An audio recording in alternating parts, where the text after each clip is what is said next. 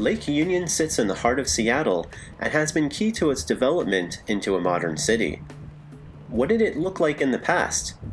Perhaps something like this? Lake Union has a lot of history to discover. Hi, I'm Bob Swirsel, and I'm your ride leader for this virtual history ride around Lake Union. I'll share some interesting facts as we check out some cool spots that you can explore on your own. Lake Union gets its original name from the Duwamish people, who have been living in this region for thousands of years. They named it Ha'achu, which is the Lushootseed term for small lake. In Chinook jargon, the Pacific Northwest trade language, it had the name Tennis-Chuk, meaning small water. It's not until 1854 that the name Lake Union was given by pioneer Thomas Mercer, who correctly predicted that canals would someday join Lake Washington and Puget Sound in a union of waters. We'll follow this route clockwise around Lake Union. You can view the route using a link in the description below. The route starts at the parking lot in Gasworks Park.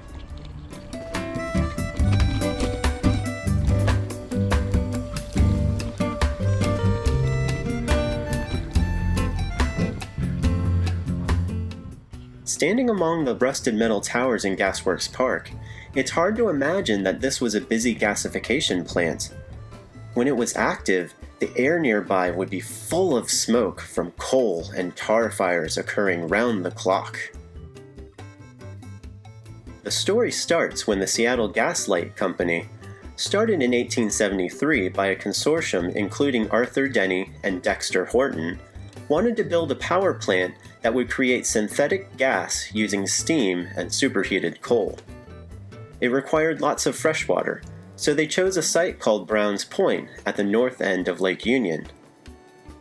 The plant was constructed in 1906 and became Seattle's primary source of power.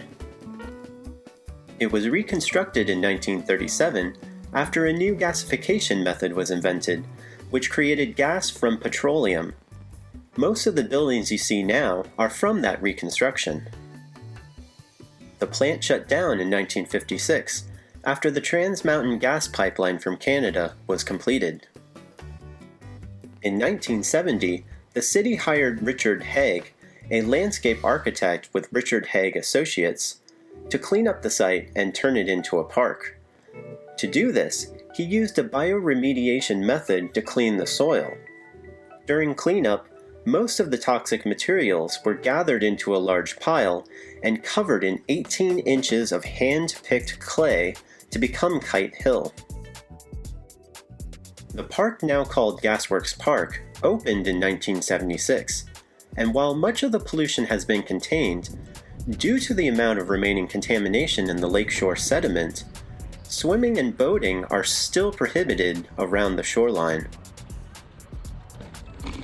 We'll get onto the Burke-Gilman Trail, the most popular trail in Seattle and a former railroad.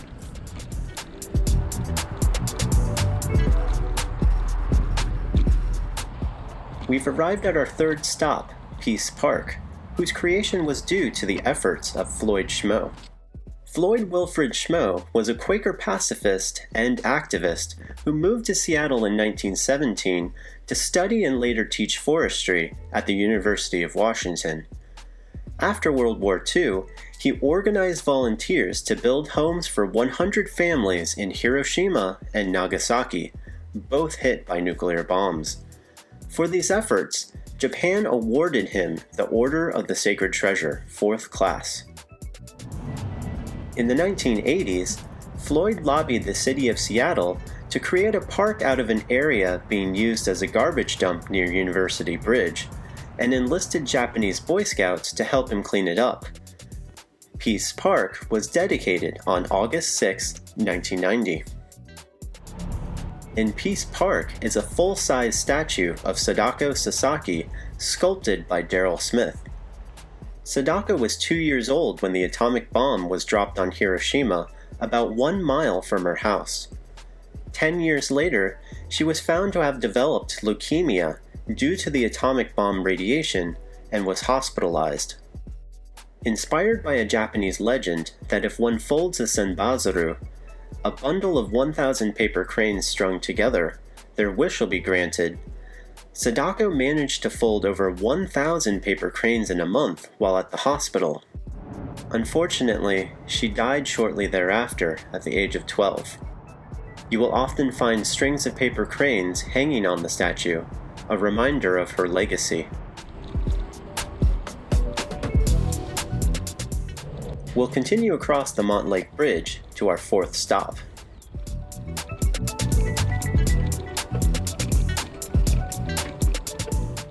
This is the Montlake Cut. It's around 2,500 feet long and 350 feet wide.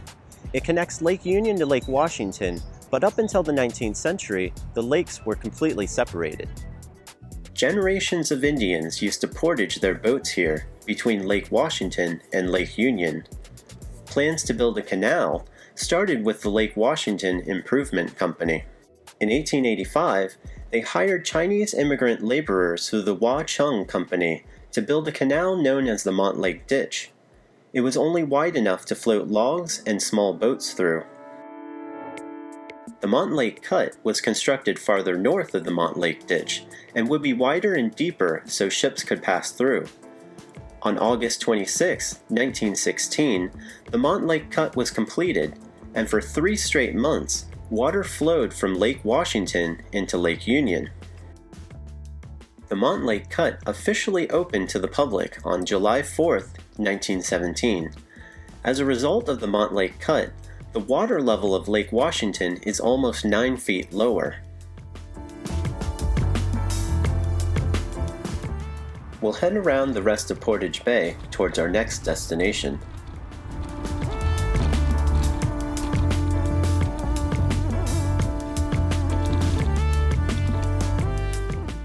Here at the Roanoke Street Mini Park, the Pacific Aero Products Company launched its first seaplane, the B&W Bluebill, from a hangar on June 15, 1916.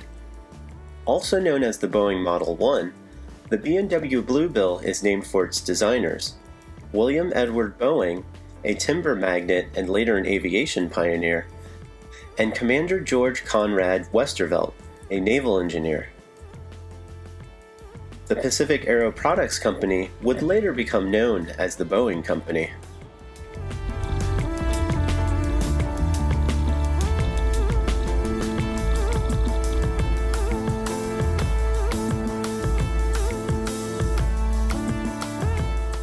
We're at the Lake Union Drydock Company, opened in 1919 and one of Seattle's oldest shipyards. During Prohibition, it built rum chasers for the Coast Guard, and during World War II, it built minesweepers for the Allies. Today, the Lake Union Drydock Company mostly offers repair services to vessels including tugboats, Coast Guard ships, large yachts, Washington State ferries, and much more. A couple hundred feet away is our 7th stop on this history ride. The story of the large Lake Union steam plant starts out with its small neighbor next door, the Hydro House. Built in 1912, the Hydro House generated electricity using water from the Volunteer Park Reservoir on Capitol Hill that fell through a 40-inch pipe that was 3,400 feet long. The main steam plant was built in 3 phases from 1914 to 1921. It had 7 smokestacks and housed 14 boilers that together were able to generate 30,000 kilowatts of power. It was decommissioned in 1987 and sold to private companies. As you can see, the steam plant has 6 smokestacks, but these are non-functioning replicas that were installed when the building gained historic preservation status in 1994.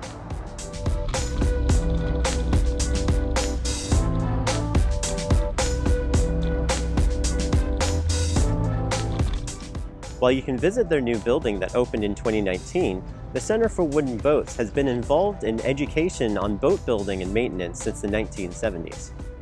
The Center for Wooden Boats was founded by Dick Wagner in 1976. Its mission is to promote Northwest maritime heritage through education, interpretation, and hands-on experience in building, maintaining, and using historic small craft. Just a short distance away is our 9th stop. Built in 1941 to 1942, this building was originally the Naval Reserve Armory, a building used for advanced naval training during World War II. It was decommissioned in 1998. In 2012, the Museum of History and Industry moved from its previous location in the Montlake neighborhood to this building.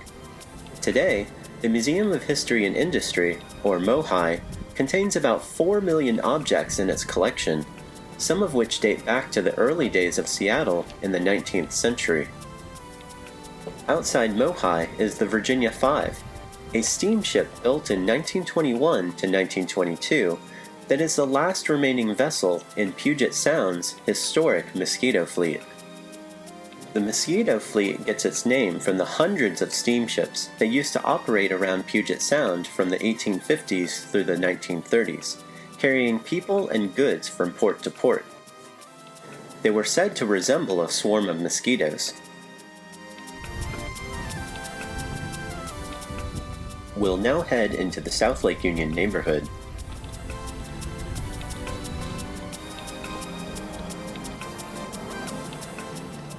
The Supply Laundry Building was constructed starting in 1908. It was part of a booming laundry industry in South Lake Union that employed many people in the area and served local businesses and residents. Industrial laundry work was tough, and though Washington was one of the first states to enact a minimum wage and 8-hour workday for women, in Seattle's laundry industry, women, referred to as laundry girls, were frequently making less than minimum wage while being forced to work longer hours. This, combined with the Seattle Laundry Owners Club, a group of men who owned most of the laundry businesses, denying their workers the ability to form a union, culminated in 1917. In June 1917, over 1,500 laundry girls, including those from Supply Laundry Company, went on strike, and hundreds of laundry drivers and engineers joined them. For 3 weeks, the strike persisted until July 11, 1917, when a strike agreement was reached with higher guaranteed wages. In the end, over 85% of the laundry workers joined the Laundry Workers Union.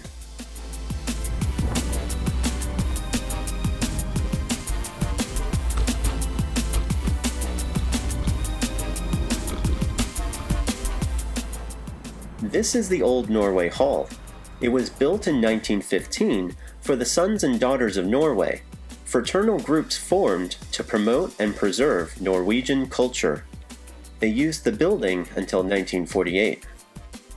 In the late 1980s through 2003, the building was used for a gay dance club called Timberline.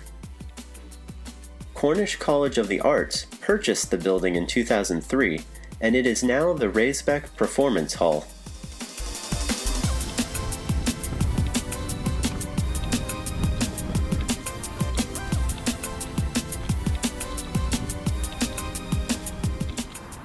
The Denny Park you see isn't exactly in the same place that it used to be. While its location has stayed the same on maps, the original Denny Park was about 60 feet above here. The land where Denny Park, Seattle Center, and most of South Lake Union sits used to be part of the 1853 land claim owned by David and Louisa Denny, both pioneers from the original Denny Party that settled at Alki Point and founded Seattle. They donated some of this land to the city of Seattle to first build a cemetery and later a park. Denny Park used to sit atop steep Denny Hill, but that would change after multiple regrades from the 1900s to 1930s. The first Denny regrade used 20 million gallons of water each day from Lake Union that were sprayed in high-pressure jets at Denny Hill. The second Denny regrade used power shovels and conveyor belts. The Denny regrades moved over 11 million cubic yards of earth from Denny Hill into Elliott Bay and lowered the elevation of Denny Park by 60 feet. From here, we'll head back towards the lake.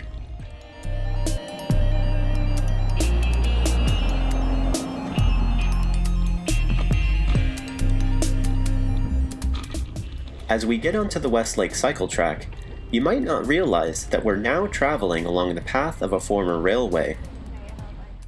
In 1914, Northern Pacific Railway completed a spur line that ran along the west edge of Lake Union. The spur line was used until the mid-1990s.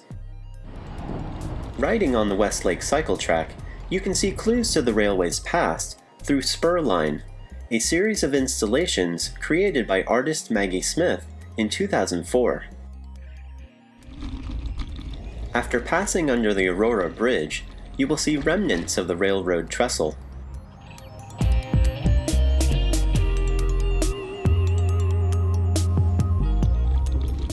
Just ahead is our next stop.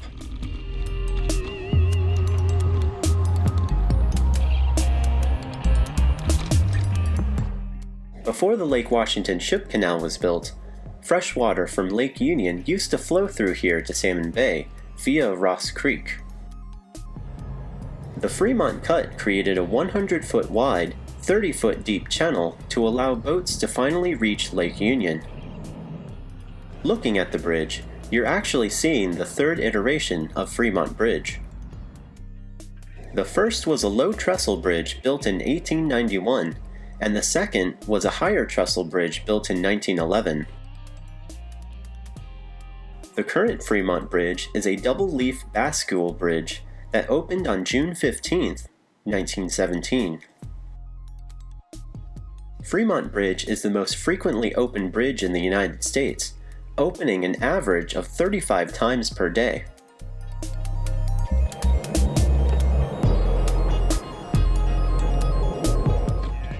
Continuing back towards Gasworks Park, there's one final part of this history ride. I want to make sure you paid attention, so it's time for a pop quiz. You can pause the video if you need more time to think of your answer. Question 1. What was the name used for the hundreds of steamships that operated in Puget Sound during the 19th and 20th centuries?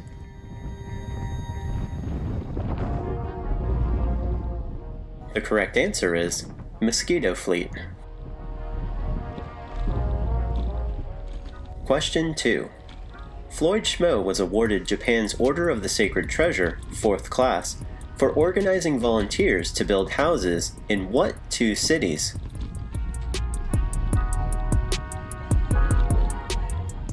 The correct answers are Hiroshima and Nagasaki.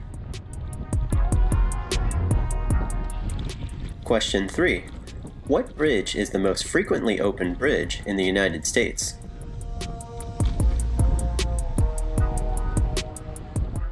The correct answer is Fremont Bridge.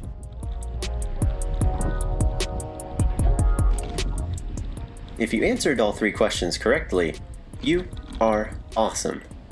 If you missed any answers, I think you're going to need to watch the video again. We finish our ride back at Gasworks Park. Thank you for joining me on this virtual history ride around Lake Union. I hope you take some time to explore it on your own, as there's so much more to learn. I hope you can join me for the next history ride.